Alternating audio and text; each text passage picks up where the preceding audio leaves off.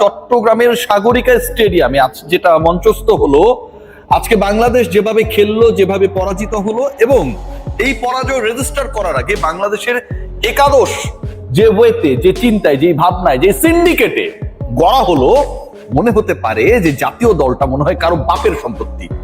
বলা হয় না যে বাংলাদেশটা কারো বাপের না, জুলাই বিপ্লব কারো বাপের না। বাংলাদেশ ন্যাশনাল টিমে যা ঘটছে, যে ধরনের নোংরামি সিন্ডিকেট বাজি ঘটছে, তাতে মনে হতে পারে এটা কারো বাপের সম্পত্তি। সিরিয়াসলি, একটা দল আজকে যেভাবে পরাজিত হয়েছে, এবং এই দল সিলেকশনের ক্ষেত্রে সেটা হতে পারে টপ 15 সিলেকশন, সেটা হতে পারে টপ 11 সিলেকশন, যারা মাঠে নামে খেলে, যেই ধরনের কদর্য বিতর্কিত কর্মকাণ্ড আমরা দেখছি, ব্যাটিং কোচ দায়িত্বে যিনি মোহাম্মদ সালাউদ্দিন, তিনি যেভাবে তার কুমিল্লা ভিক্টোরিয়ান্সের ব্যাটারদেরকেই সিলেক্ট করে খেলাতে হবে এই মর্মে শপথ গ্রহণ করেছেন, যাতে বাংলাদেশ দল কুমিল্লা ভিক্টোরিয়ান্স বিপিএল এ না থাকলেও যেন কুমিল্লা ভিক্টোরিয়ান্সে পরিণত হয়েছে, যেটা ওয়েস্ট ইন্ডিজের বিপক্ষে সাগরিকায় ম্যাচ খেলছে। আজকে বাংলাদেশ হারলো কোথায়? আপনারা যারা খেলা দেখেছেন কিংবা দেখেন নাই, জাকের আলী অনেকের ব্যাটিং সম্পর্কে নিশ্চয়ই কিছুটা হলো আইডিয়া পেয়েছেন। যারা দেখেন নাই, সোশ্যাল মিডিয়া দেখেছেন, ক্রিকইনফোর স্কোর কার্ড দেখেছেন, আর যারা সরাসরি দেখেছেন, তারা সরাসরি দেখে বিরক্ত হয়েছেন, বিভ্রান্ত হয়েছেন যে এটা কি ইন্টারন্যাশনাল ক্রিকেট নাকি। ছোটবেলায় আমরা যখন ক্রিকেট খেলতাম, ধরেন ব্যাটিং করতে নেমেছেন আপনি, রাইট হ্যান্ডি ব্যাটার, বল যতই অফসাইডে থাক না কেন, আমি অফে মারবো না, ওটাকে টাইনা লেগ সাইডে মারতে হবে। শৈশবকে যেন সাগরিকা স্টেডিয়ামে, বীরশ্রেষ্ঠ মতিউর রহমান স্টেডিয়ামে ফিরিয়ে এনেছিলেন জাকের আলী অনিক তার গুরু সালাউদ্দিনের সিলেকশনে। কারণ ব্যাটিং কোচ তো ব্যাটিং অর্ডার নিয়ে তার কমেন্টটা করবে, দায়িত্বের জায়গায়, রেসপন্সিবিলিটির জায়গায় তিনি বলতে পারেন না এখানটায় তার কোনো ভূমিকা নেই। 18 বলে 17 রানের ইনিংসটা বাংলাদেশকে হারালো, ডোবালো, টানা 2 ম্যাচে পরাজয়ের স্বাদ দিল লিটন কুমার দাস। আজকে এই পরাজয়ের জন্য এর আগে যেমন বলেছিলেন শামীম পাটোয়ারির অবিবেচকের মতো খেলাটাই বাংলাদেশের কাল হয়েছে। জাকেরকে কি দায়ী করবেন? বলবেন জাকেরের সেই 3টা ওভার নষ্ট করা কাল হয়েছে।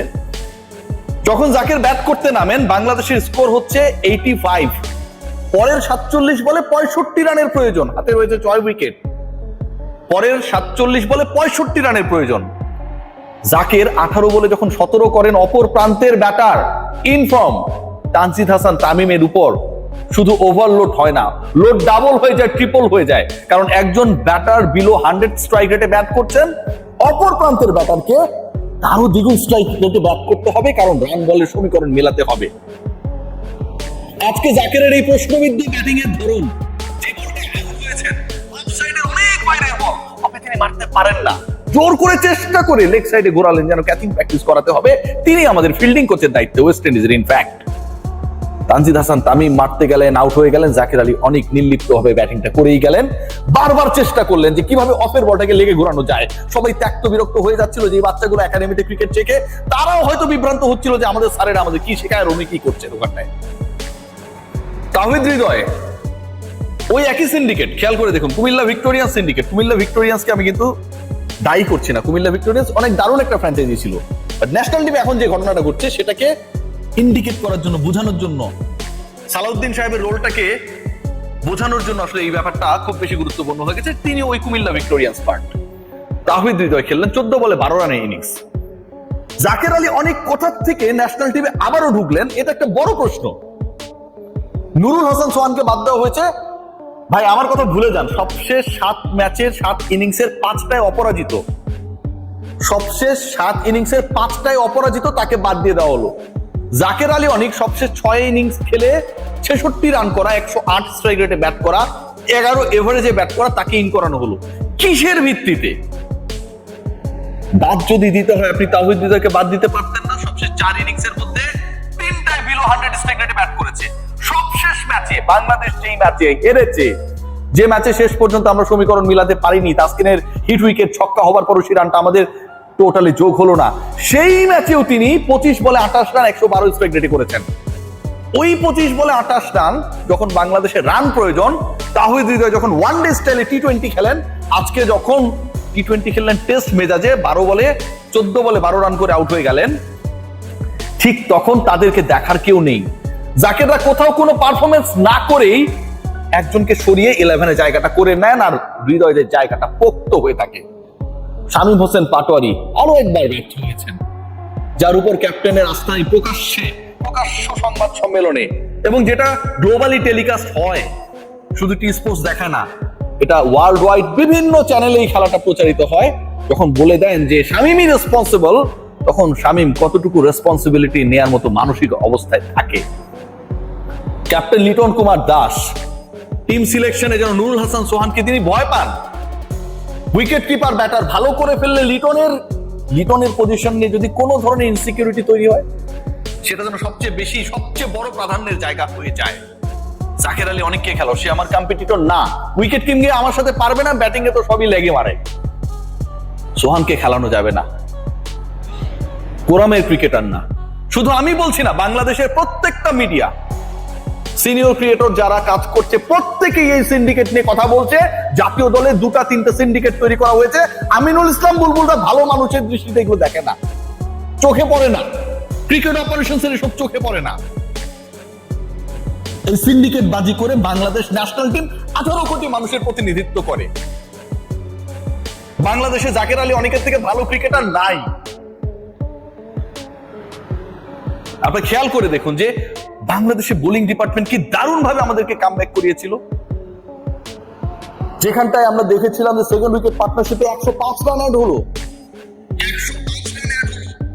ওয়েস্ট ইন্ডিজের স্কোর হচ্ছে 11 ওভার শেষে 105, আর 54 বলের খেলা বাকি। সবাই ধরে নিয়েছিল তারা 200 করবে, তারা 150 করতে পারে নাই।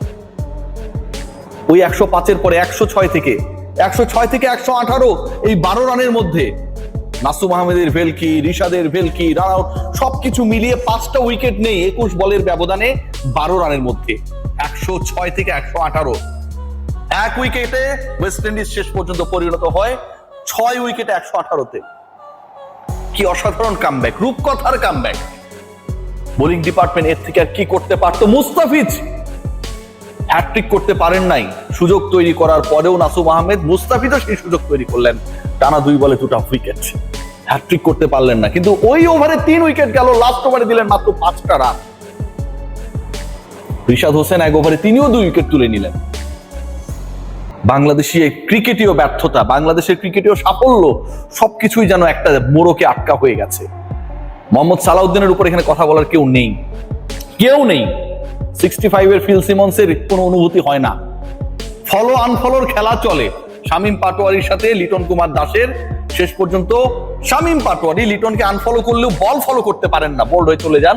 লিটন কুমার দাস কতটুকু আনফলো হয়েছেন আমি জানি না শামীমের দ্বারা, নাকি আগে থেকে আনফলোড ছিলেন, তিনিও বলটাকে ফলো করতে পারলেন না, তিনিও আউট হয়ে গেলেন। দুজনের আউটের ধরনই এক, বোল্ড। লিটন কুমার দাস যেন, এর আগে আমরা দেখেছিলাম রাশিদ খান মানেই জাকের আলী অনেক এলবিডব্লিউ হয়ে আউট হয়ে যাবে, আকিল হোসেন মানে লিটন কুমার দাসের উইকেটটা নেবে, এবং নিজের প্রথম ওভারই সেটা করেছেন। আজকে বাংলাদেশকে ডোবানোর জন্য যে কদর্য পলিটিক্স চলছে, অশান্তি চলছে জাতীয় দলের মধ্যে, যে কোনো কন্ট্রোল নেই, সব কন্ট্রোল একজনের হাতে, তিনি মহামানব, যা বলবেন তাই হবে। এখানটায় 18 কোটি মানুষের দলটা যখন কুক্ষিগত হয়ে যায় সংকীর্ণ স্বার্থের কাছে, তখন এই রেজাল্টটা খুবই স্বাভাবিক। জাতীয় দলে আজকে কি কারণে জাকের আলী অনেক আবারও ঢুকে গেলেন, কি কারণে তাওহিদ হৃদয়কে সরিয়ে অন্য কাউকে সেখানটায় সুযোগ দেওয়া হয় না, কি কারণে টিম সিলেকশনে কোনো মিডল অর্ডার ব্যাটার থাকে না, এই প্রশ্নের উত্তরগুলো বাংলাদেশ ক্রিকেট বোর্ড খুঁজবেন, নাকি 3 সদস্যের কোন একটা নতুন করে কমিটি করবে, যেমনটা ফিক্সিং এর জন্য করেছিল। তারপর তারা রিপোর্ট দেবে, বুলবুল ভাইরা বলবে যে আমরা রিপোর্টটা এখন প্রকাশ করব না, এটাকে যাচাই বাছাই করে আরেকটা কমিটি করা যায় কিনা সে বিষয়ে ভাবছি। জাতীয় দলের সিন্ডিকেট বাজি আমাদেরকে লজ্জিত করে, লজ্জা দেয়। চট্টগ্রামে যে মানুষগুলো মাঠকে মাতিয়েছিল, এসেছিল, খেলা দেখেছিল, গলা ফাটিয়েছিল, তাদেরকে বিব্রত করে। সবাই ভালো থাকবেন।